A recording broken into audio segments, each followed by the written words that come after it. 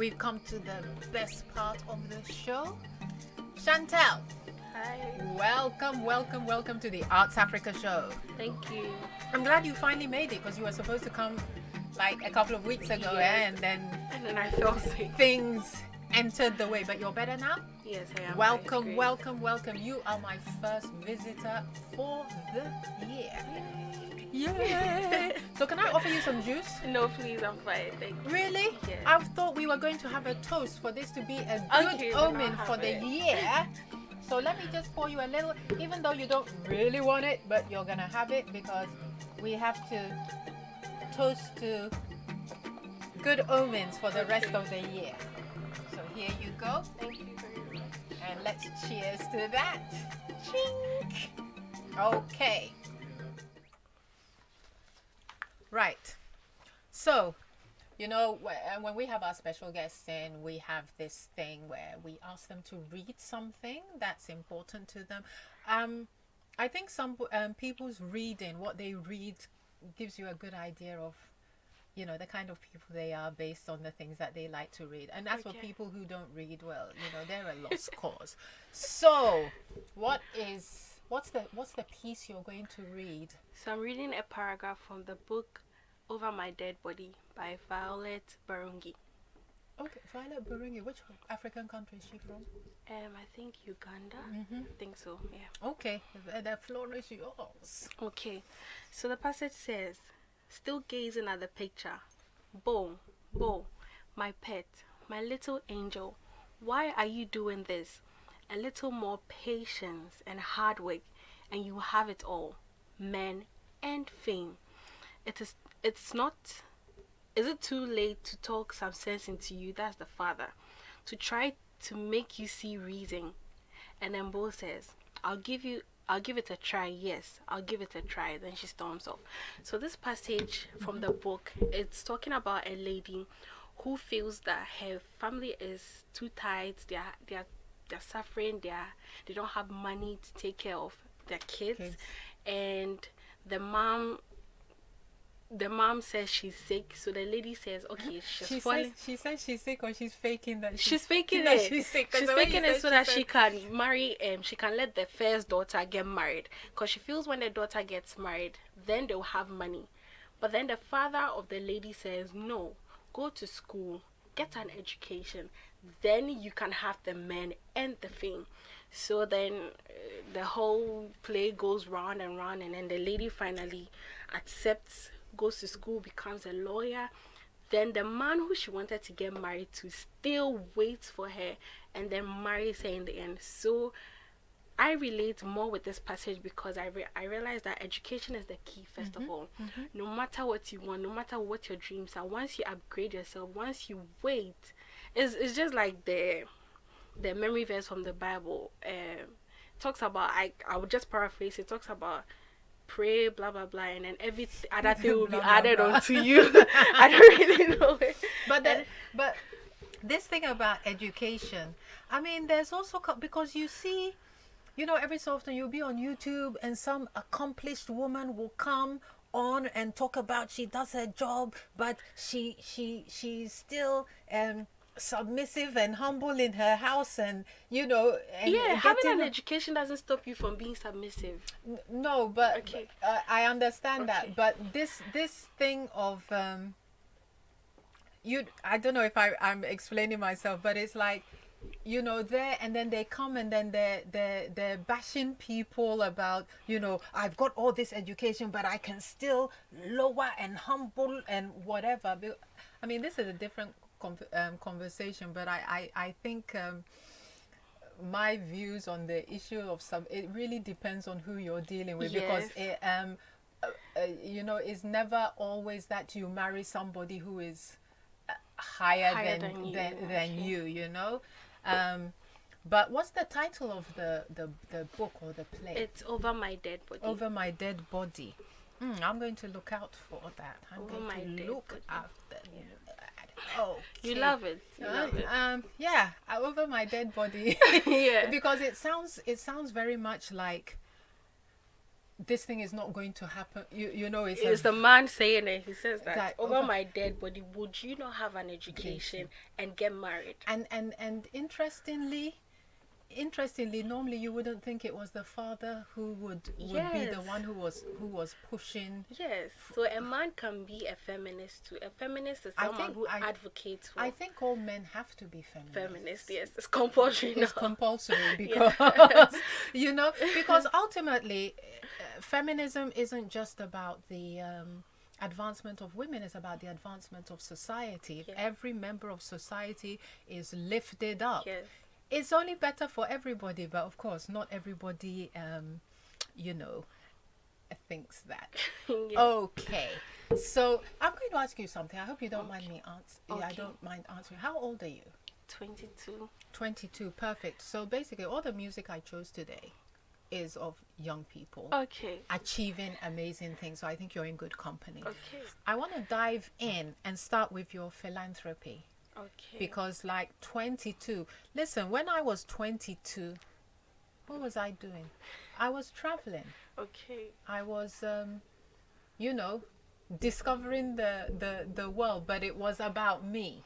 You know, it was about me learning things and trying to grow. But you're at 22 and you're actually doing for others. Do you get me? So tell me about Arts for the Needy initiative and how did that come about and why it's important. And sorry, I'm going to even think about it, but I have to let our listeners know we're having some technical challenges with our streaming to Facebook, so you probably can't see us. And I really do hope that once you notice that, oh my gosh, we're not seeing these people, let me quickly run to africaglobalradio.com and just listen to it. So I'm sorry that our first show of the year has started with a glitch, but please get to africaglobalradio.com and make sure you tune in, because this is like a really important conversation. I think it's going to be really inspiring for everybody, and especially younger people who more often in society, that when we don't really think about them, it's just study and, you know, whatever, and then we expect them to take over the world afterwards. So Chantelle, tell me about the Arts for the Needy initiative. How did it come about and why is it important? So Arts for the Needy is my non-profit organization where we pay the school fees of junior high school students, basically JHS3 students who can't afford their WASI fees, or did I say WASI? No, the BC fees, the registration. They are brilliant but needy, but they can't afford they can't even pay for extra tuition because they're probably tied up at home with other things. We come to their aid. You either apply to us or we reach out to schools. So I started first in my alma mater, my JHS school, where we reached out to 3 students. They sat for our exams to try and see if they're actually brilliant but needy, and it's not the headmaster who's trying to push them on us. Yes, we wanted to make sure they're actually brilliant but needy, and we found 3 of them and we helped them. So when did that happen? When did you start it? I started Arts for the Needy in 2019. Yes. On your birthday, I heard. Yes.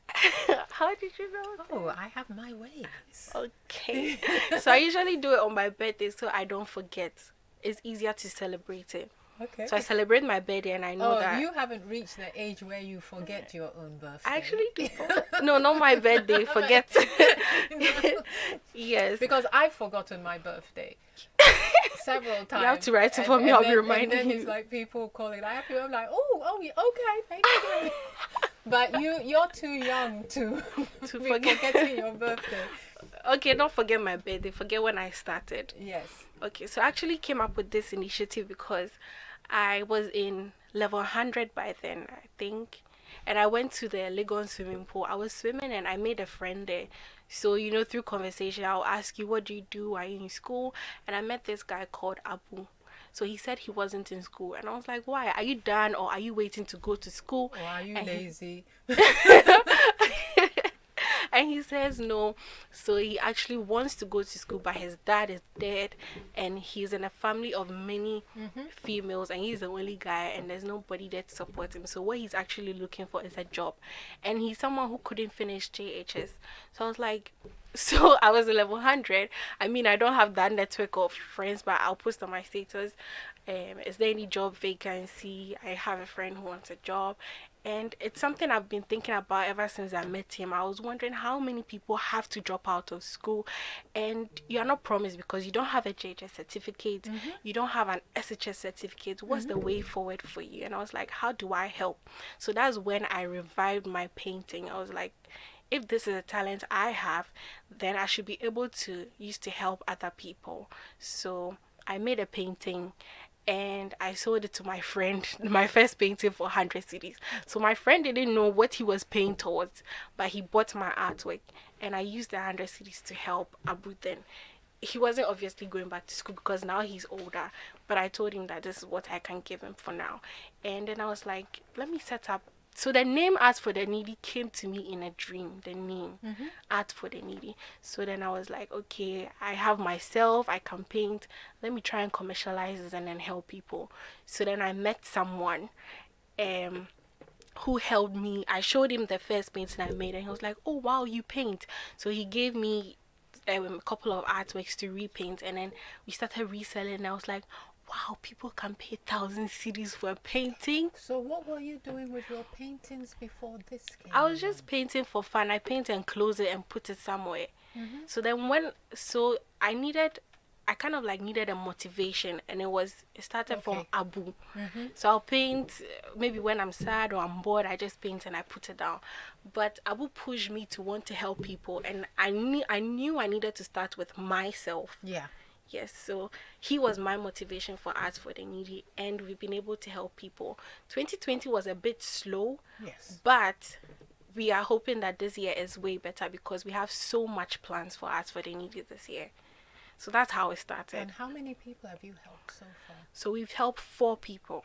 And you said JSH3, right? 3, yes, please. So then you cover it for the 1 year, or what happens after They have 3 terms. Uh-huh. So when we started, we didn't start during their first term. We met them during their second term. Yeah. So we covered the fees. I think the school fees was 700 and something. So we managed to raise the funds through selling the paintings. I mean, when people saw the initiative, they were willing to help. I even met a certain man. He's an art collector, and he said, oh, he really likes the initiative, but the artwork was so big he couldn't travel with it. So he was like, okay, you used to help these kids and resell the artwork again. Okay, so then you get So we have people who just donate donate. to the cause. Yes. Okay, so if people wanted to support the initiative, how do they get in touch with you? So we are on Instagram as Arts for the Needy, and the email address is there, everything. So you can reach out to us there via DM or email. And is there anywhere where you show the work? So every work is on my page, Kuukua the artist.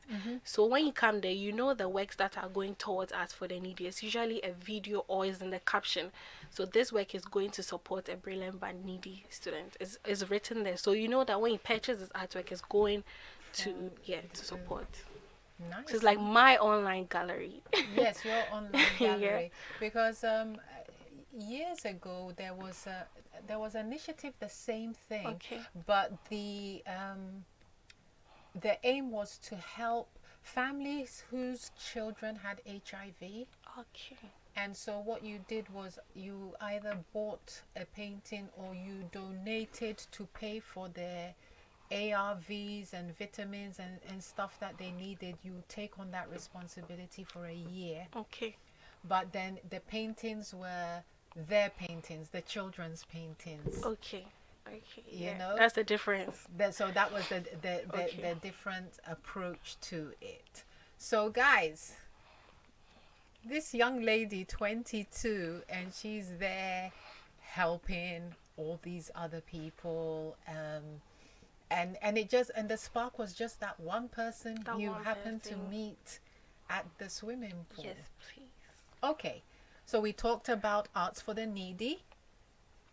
and the great work you're doing there. And then you Thank talked you. about your paintings. And obviously the catalyst was Abu, and then your paintings used to create this organization. So let's go right back at the beginning. I read that you discovered your art through not having the opportunity to play with other children as you grew up. And I thought, what?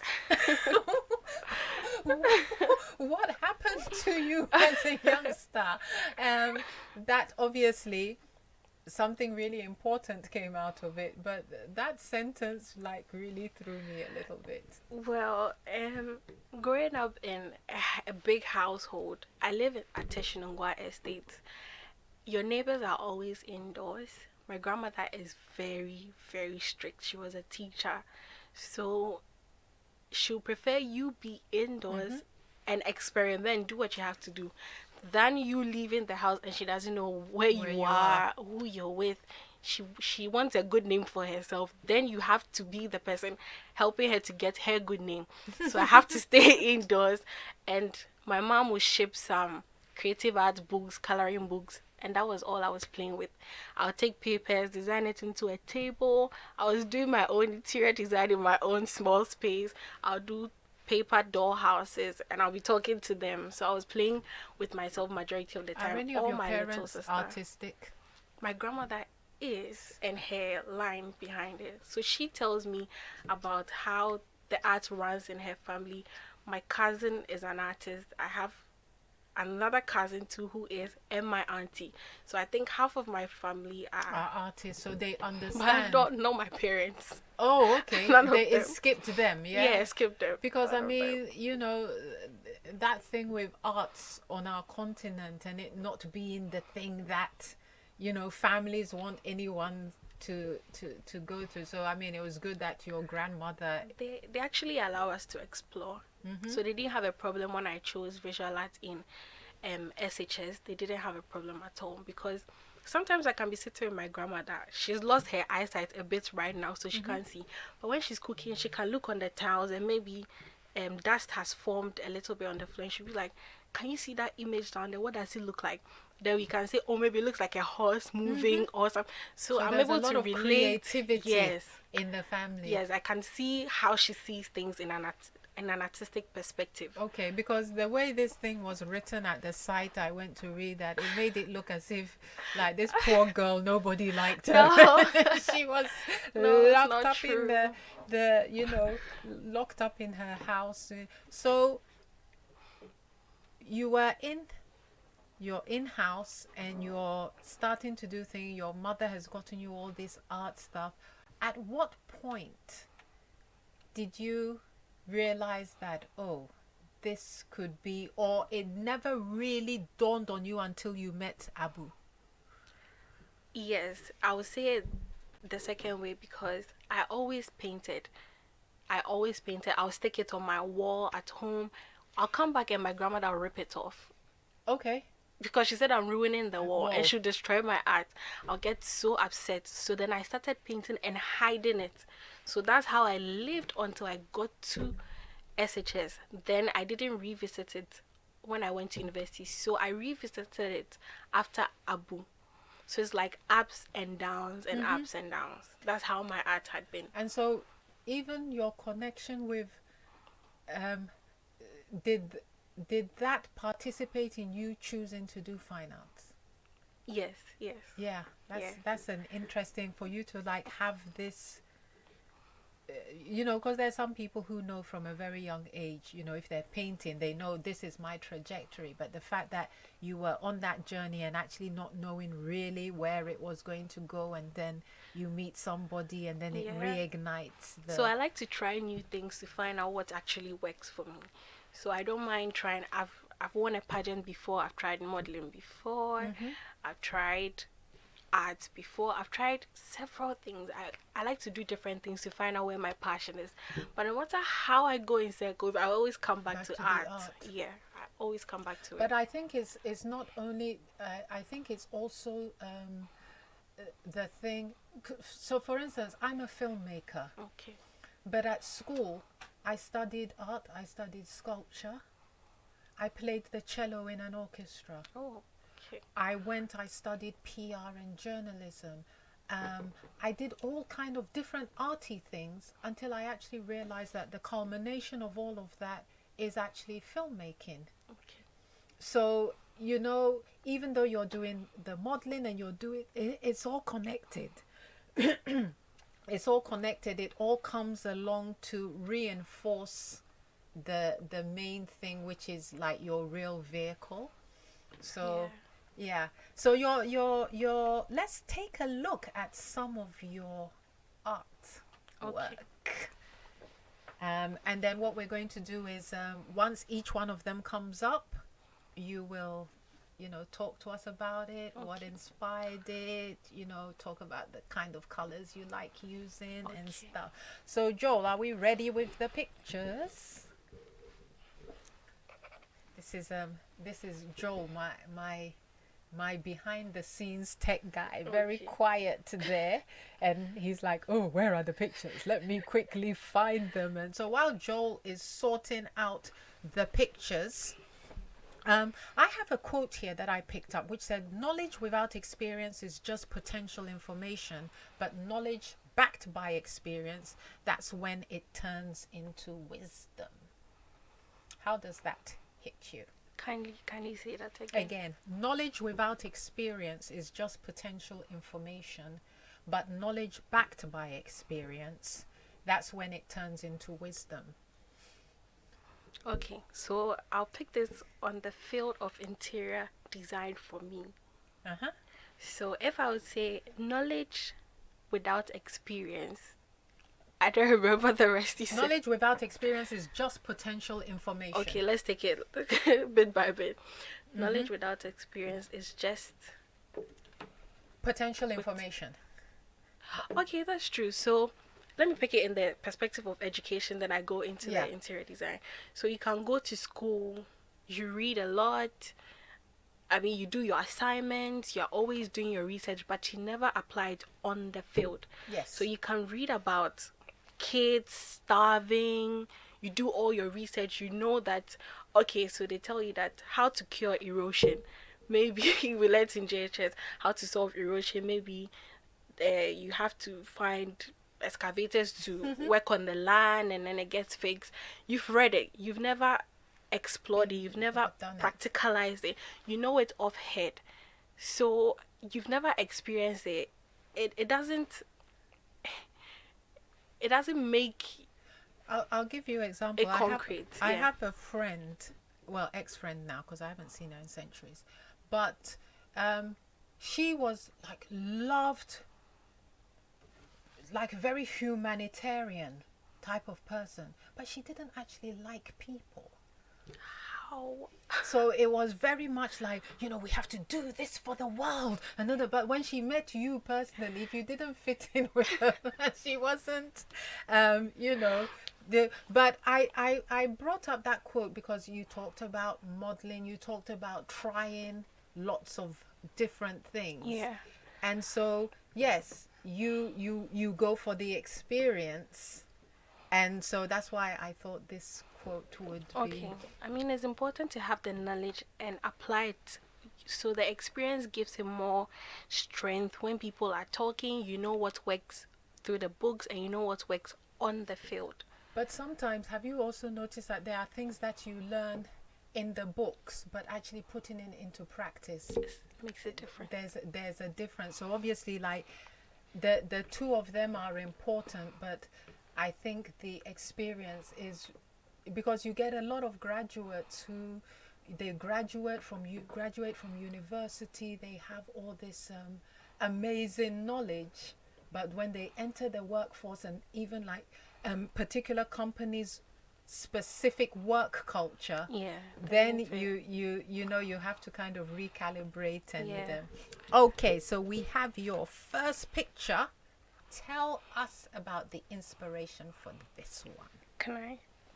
So this artwork in particular is the first one I sold after I spoke to Abu.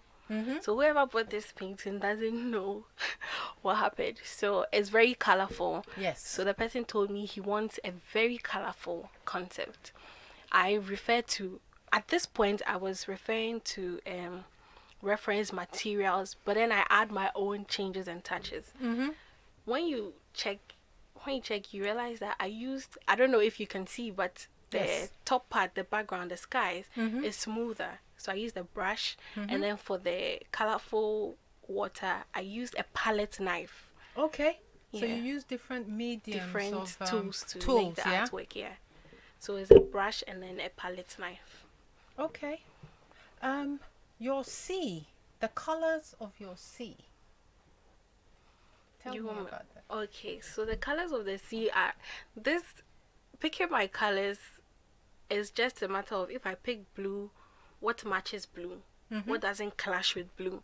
He says he wants colorful. If I pick blue and I add too much black, is it going to still give me the colorful vibe? So that's how I played with the colors in this particular artwork. Because I also see that at the bottom of the sky, it looks like what is at the bottom of the sky, just above the hills, is what's actually reflecting into the water. The water, yeah.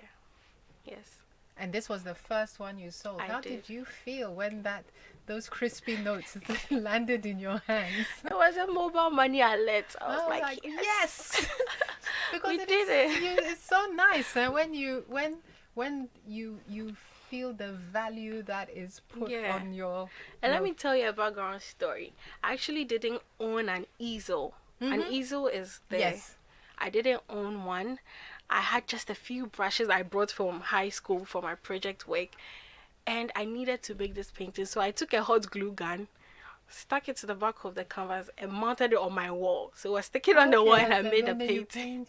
So I was like, you don't have to be ready or have everything before you start your journey. When you're passionate about something, you will make it work. Yes. So basically, that. Yeah, because often people are waiting for everything to fall into place. An easel before I do it. As soon as you, well, you know what? I studied art at school. I never owned an easel. It was propped up against the wall. It was sitting on the floor and propped up on my knees, or something like that. Okay, let's move on to your second picture. This one. What's the title of it? This is still an untitled piece. The reason is because I get my client who ordered it, I told him to name it himself. That's what I did. As an artist, me personally, I don't believe in always having a title for your painting. It's based on how you feel or how another person feels. That's why I told him to name it. But if I'll give a name to this painting, I'll call it A Beautiful World. Okay. Why? And it can change with time. So we have a colorful horizon, a lot of flowers around, and you see two people connecting with each other, two couples, and they are on their journey wherever they are going to. At least they have each other. I really like the color combination. Thank you. I like the splashes of orange in the back, and I also like the leaves. Thank you. I like the style of the leaves. Thank you. It's well, maybe, but I got a sense of Monet. Funnily enough, when I was looking at those, when I first looked at the leaves, before I thought they were leaves, I was thinking, oh my gosh, this is like the kind of paintings that you see by Cézanne, who is like one of those old masters of Impressionism and Expressionism, those old dead guys. Okay, and wow. People's favorite. No, because this is like, it really hits you. That's like, wow. Yes. That's everybody's reaction. Oh wow. Then they take it back a bit. Yeah. Talk to me about this. So I actually created this with my grandmother around, and it helped me a lot. So when I pick a color, I pick blue, and she goes like, "Hey, blue one ah." And I'll be like, how doesn't she see it? And she'll be like, kafa white kakra count. So you realize that you have blue, you have a little bit, especially the beginning of the one beneath. Yes. You have a little white there. So I was painting to be my grandmother's eyesight. I wanted her to see more of the colors. That's what I was doing. So she was sitting beside me, and everything she said, I added it. So I was painting, and she'll be running commentary into we drew pink na. Okay, pink na enya too bright for we count. So I'll call this my grandmother's eyesight kind of So basically, this was a collaboration. collaboration, yes, of her commentary and then my brushwork. Yeah, yeah. And the more I added more splatter, the more she saw the work. So it's actually, I think, 5 layers of the splatter, the paint here. Because the more I added, the more she saw it. I wish I could give it to her, but it was for somebody. It's fantastic. Thank It you. really, really is fantastic. I called it mood swings. Mood swings. Even the Ghana flag gets itself in there Yeah. quietly in the bottom there, minus Yeah. the black star. Wow. It's a whole lot of emotions. How long did this take? Realistically, this took me 4 days. 4 days? I paint 6 hours per day. 4 days to do that. Because I had to leave it to dry. Yes. But then if I didn't need it to dry, I would have used... Because obviously the middle here is incredibly complex. Yes, that was a complex part. Yeah. It needs a lot of taping. It needs a lot of removing, a lot of calculations. So I always say I don't like math, but art is math. Yes. You don't have a choice. You always calculate. So I need to. So you can see the top to the middle. I needed to measure the distance and make sure that no matter where the paint drops is equal to the one beneath. So I had to do a lot of calculations for this work. And this centerpiece, what was the tool you used? Was it a brush? What did you use? I used 3 tools. I used a toothbrush, I used the paintbrush, and I used a stick. So when it drops, sometimes you have to spread it so that the layer beneath it is very thicker than the one above it. So it's like it was like the foundation of it. A toothbrush. Okay. That's interesting. You have to play with a lot of tools. And finally, I really like this too. Thank you. It's abstract. Very abstract. Mixed feelings. So for instance, you have what is the style that you feel is your strongest? Abstract and landscapes. Landscapes, huh? Yeah. So you don't do portraits? No, I don't. I don't specialize in that. In portraits, it's abstract and landscapes. Okay, talk to us about this. So the tool I used for this painting was a squeegee. The window cleaner. That's what I used. So this painting was actually... This is all part of you experimenting, right? So you kind of look at something and you think, I wonder how this would work. Yes. Yeah. So actually, I outlined a lot of tools. I tried with the palette knife. How does it work? I tried with a squeegee. Okay, I've gotten the lines. Okay, then I move very fast. Does it give me that sharp expression? Okay, the palette knife will work well here. So this painting has no brush marks. No brush. It's all flat squeegees and then the palette knife. The palette knife was to spread the paint across, and the squeegee was to give me the sharp lines across, up and down. No paintbrush. No paintbrush. No paintbrush. When you paint, what kind of paints do you use? I use acrylic paint. You don't oil paint? I will try oil, but so far I haven't used oil. Because oil is tricky. It takes time to dry, but it's very good with blending. Yes. Very good. So I want to do a couple of landscapes. So I'm actually planning an exhibition this year. And I want to try oils. I want to do mixed media. I want to experiment. I want to do different things. And I think oils, when it comes to landscape, it helps you to blend. So for a size as your backdrop, and if also I use with texture, yes, and depth. Acrylic makes it look very flat, but once you use oil and impasto technique, you're good. So I want to do a big artwork. When you use acrylic, you sleep and then you wake up and it's dried up. It doesn't give you the opportunity to come and manipulate it further unless you paint on top of it. But oil will allow you to do it. Yeah. So who are your inspirations, art-wise? So my first inspiration was my art teacher in high school. He's called Peter Obeng Trenibora. He's someone who encourages me. Even when I'm at my lowest, he'll call me, come. Do you know that you'll be very good at art? So before I even won an award, I won an award in high school for best picture making student. And it's something I didn't expect because I lost I lost the award to someone the year before Oh. because we tied and we had to break the tie with an exam, and I got one question wrong. One question. But then you stepped it up the next year. And then I got to my final year. Uh-huh. He's someone who inspires me, motivates me. But when it comes to outside the country, I have a lot of motivations because of the era of social media. You have online artists. We have the female painter in Ghana. She's someone who is very, very friendly, and she doesn't mind even sharing. The way you said the female painter, as if we only have one.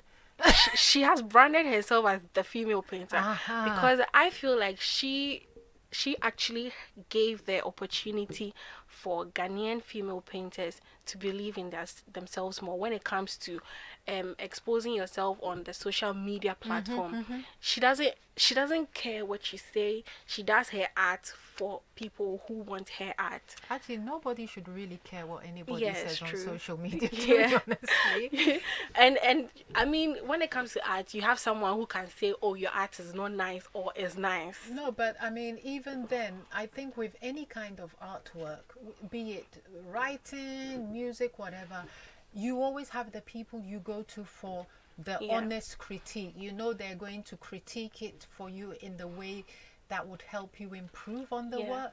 But the rest of those guys online is like, somebody's like waking up, he's had something to eat, he's not hungry, and he gets online with his 2 CDs of credit, and he now wants to come and rain on somebody's parade. So she's also part of my motivation when it comes to the social media space. And I have people outside the country, like in America, we have Inspired by Tyler. So she is more on the gospel kind of artist. She paints Black Jesus. Have you seen Black Jesus before? Well, Jesus was black. Okay, right. She paints Black put Jesus. Put it this way, his skin was dark. Because in the Bible, do they not say he had woolly hair? I haven't gotten to that part of the Bible yet. Because there is it sparked up a debate that kind of hair is only for black. That's Afro. It's hair for darker toned people. It's not the long blonde hair that we keep on seeing and brown hair that we. Can we just say God is like mixed race, half go? Well, so that every race wins. Well, no, I don't think so. I don't see God in a physical sense. I see it more as a force. Okay. And then the issue of race, there's only one human race that was created, but this whole issue of the different races, which is also another long conversation, is it was specifically created by a certain group of people to put a hierarchy of value. Okay. But because we're all we have the same blood, we bleed the same way, we get born and we die the same way, we have brains. I mean, we are all created in the same way. In the same way. It's just that some people's skin are lighter, some people are darker, but some people felt it important to cause a hierarchy where certain people are considered more valuable on this earth than other people, and unfortunately for us, we are. we are below. We've been, but things change. The world changes, so we will get to a point where everybody's value is valued. Yeah. Okay, that was fantastic. Now, last thing you talked about modeling, Miss Galaxy. So you got up one day and you thought, did you experiment with modeling before you entered the beauty pageant? The environmentally beautiful pageant? No, I didn't experiment with modeling. So I went to lecture sometime and I met someone. So he told me, oh, you have pretty dark skin, why don't you try this? It was this one person who told you this? You didn't know it before? Nobody had told you it before? No, he's the one person that pushed me so many times, 3 times actually. Then I got fed up and I was like, what do you want me to do? let me just go and do it, because I'll come to class. Now, when I see if I wanted to pass like another direction, you come left and you turn right, that kind of if thing. you like, I've told you, try this. I've told you, try it. I was like, okay, let me just go to my room. What do I need? Heels, my attire. Okay. So then I went. And you had the confidence, so. Yeah, I think when it comes to the issue of confidence, the course I chose actually helps me. Fine arts, theater arts. You're always talking, you're always expressing yourself. You can't be shy. When you come there and you're shy, you will leave not being shy. So it helped me already. So I didn't have that issue with that. I didn't go to the pageant to want to be confident. I went there to get new perspectives, to explore, and I ended up winning, because I was like, if I'm doing this, then let me do it with all my heart. I actually went there thinking it was a modeling contract or a modeling photo shoot thing. So after taking the picture, he told me that sign the contract. I looked on the top and it was Miss Galaxy Ghana. I was like, please hold on, let me make a call. So I called the guy and he was like, oh, it's actually, I was like, I've signed a contract. Like, you signed the contract before. Whoa! Because I thought after the photo shoot, don't ever sign a contract until you're sure again. Yeah. So that was one of the things that I was like, okay. So then, if I have signed, but I think it's all God's doing anyway. If I have signed, let me just put in my best. So there were 40 ladies, I think. It reduced to 26. It reduced to 16. And by God's grace, I emerged the winner. So I put... What things were they looking for? Because, you know, you get that stereotypical idea of what beauty pageants are. And then, you know, we have the Ghana's Most Beautiful, which is a very interesting one because it's full of culture and tradition and all that. Miss Galaxy was obviously about the environment, but what kind of things did you have to do? Obviously there wasn't a swimwear category, was there? There was, but you had the option of covering up. That, because we have Muslims in the pageant too. If they don't want to expose themselves, you can't force them. So I, for instance, when it reached the swimwear part, I wore it and then I wore an over, like a sarong around. Yes. Yeah. So you just have the top, the bralette showing, but the bottom is covered. And so the environmental aspect of it is after you win. Oh, okay. So what it is basically it's a normal beauty pageant, but then the winner has to focus on environmental things. Okay. The normal one. Okay, because I thought it was an environmental beauty pageant, that the environmental aspect of it ran through the... Oh, we actually did projects while we were still contesting. So we went to Medina. We had sometimes you have to wake up in the morning, and on Saturday, you know, every first Saturday of the month was a cleanup day. So we go to Medina, we clean, and then we use the megaphone to talk to people about cleaning. And then sometimes we surprise the market women. We'll be like, have you swept? So we do it the whole month. It's not even the sanitation day, but when we go, they'll be like, oh, and them are Praha. So now they were beginning to get conscious of it. They were beginning to get conscious of it. Nice. And so when you won, what was your project? So my project was the one bus stop, one dustbin. Okay. I actually took to social media because I felt I had a bit of stronghold or upper hand on social media. So I used social media to, you know, Villaggio, the overhead spanner. Yes. So I was going to work sometime. I used to work at Eto Tigo internship, and I saw a heap of rubbish that I don't know who even placed it there.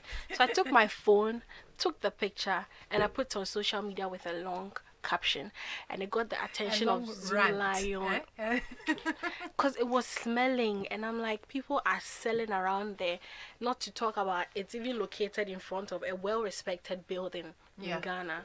It's not right. So I made people tag Zoom Lion, we got the attention, and then we established a relationship. So my project fit into that project. They were also doing one house, one dustbin.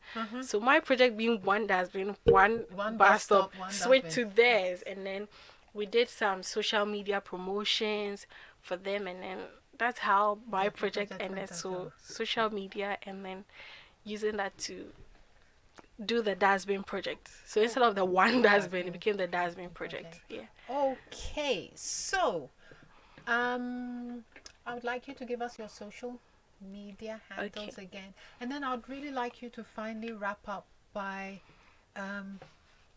there are a lot of young people out there who are waiting to reach a point before they start something. I think you're an amazing role model. Thank you. So what would you say to? So I will urge everyone and tell everyone that if you have a dream, don't wait until you're equipped with everything you need. You want to be a photographer, you have a friend who can even lend you his camera. You have a social media page. You can borrow that camera, take your photos, Or and even build start with yourself. your phone. Your phone. If you feel your camera quality is not good, take someone else whose phone is good. You don't have to seize the person's phone. You just have to be able to do the work you want to do. You don't have a laptop for editing. Ask someone until you're able to have everything you have, because growth is not achieved in a day. Growth is gradual. You can't pray to have a Lamborghini when you don't have fuel money. You are not prepared for that stage. So if you need to get somewhere, you walk the journey. And you have to start now. There's no age attached to success. If you want to be successful, you have to walk that mile. It's a long journey, but God places you in the right places at the right time with the right people. So, and even some people, you might even feel you're taking a step back, but they're placed there to get you prepared for the next push. Exactly. And you don't have to be scared of failure. Failure is part of the growth. It helps you realize what you could have done best. If you fail 99 times, you have 99 reasons not to do that same thing that way. And that one time, you remember the 99 times and you don't make those mistakes. So keep trying, never give up. Remember the God factor, and remember that growth is gradual and not a day. Yes, because I think the other thing, it's important that you say that, because the media likes to present things in a way of like, this person just came up and was amazing, and it's a bit like an iceberg. We like hearing about the tip, but we don't hear about the big mass at the bottom that's pedaling away and making that thing go. So I think that's a nice way to end. And your social media, Arts for the Needy initiative, that's on Instagram, and then once they get there, they can find your email and blah blah blah blah blah. But my personal page is at forever__Chantelle. Forever__Chantelle. Okay, people, did you hear that? Forever__Chantelle. And I'm sure when they get there, they can also find out in stuff about Arts for the Needy, because you always direct them back. It's listed on my page. Direct them back. Okay, fantastic. Lastly, what are your New Year's resolutions? So my New Year's resolution is the first one is to hold an art exhibition. As an artist, you need that kind of exposure. So I said my art teacher was my role model. So he has taken the liberty to partner with me to do this exhibition. It will be from March. We are yet to set the date. So when the date is out, it will be on my social media. And one of my New Year's resolution is to build. I've started a company, a paint night company, is to expand it. Okay. Because I give people the experience of experiencing paint nights, having fun with painting. You don't really need to be a serious artist, just experiencing just to it. come and have some fun. Yes, so one of my goals is to expand it. Okay. And my other goal, I don't know if this is a goal, but to have good health and live long through this year. This is an amazing goal. Now, with me, a couple of years ago, I started a gratitude jar. Okay. And so anytime something amazing or whatever it was, like the sun's shining beautifully today and I'm feeling good walking in, I would write a note and I'll put it into the gratitude jar. And then on the 31st of December, I will pour it all out and I'll read. And then you think, wow, actually this year has been Great. Yeah. this year's been great. So I'm going to continue my gratitude jar. I'll be doing it with you too. I'm doing, oh, good. And then I have a sweet tooth. Okay. I love desserts and ice cream and all those terribly sugary things. So my other New Year's resolution is to actually cut down on my sugar consumption. Okay. So I actually started by buying there's this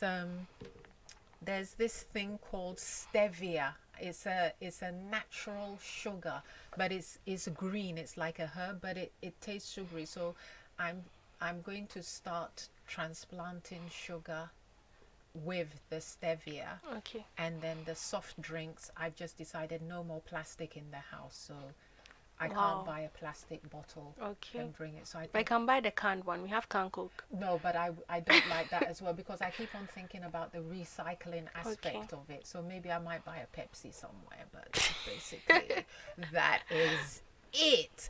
So guys, if you have started out your New Year's resolutions, if you made New Year's resolutions, stick to it, because a lot of people give up within a month or so. But the fact is, if you took the time to make it, it means you made them with purpose. Yes.